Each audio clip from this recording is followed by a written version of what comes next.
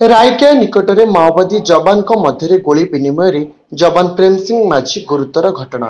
MKCG medical को गस्त कर स्वास्थ्य अवस्था तदारख करें डीजीपी जोगेश बहादुर खुरानिया। जवान अवस्था संगीन अच्छी कहले विभाग डाक्तर।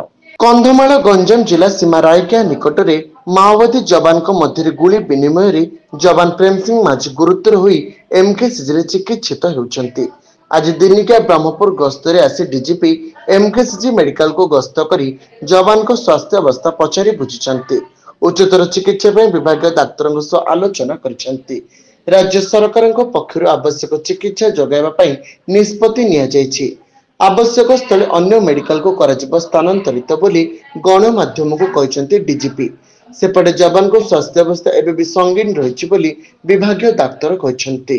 किडनी अंतनळी और हाथ को गुली बाजिछि। अस्त्रोपचार करी गुली बाहर कर जायछि किंतु स्वाभाविक भावे निश्वास प्रश्वास नेउछन्ति। चालिबाको सक्षम होई पारु नाहंती। 5 यूनिट रक्त दिया जायछि।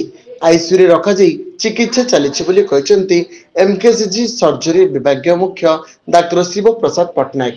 डीजीपी गस्त समय परिवहन मंत्री विभूति भूषण जेना उपस्थित रहिथिले।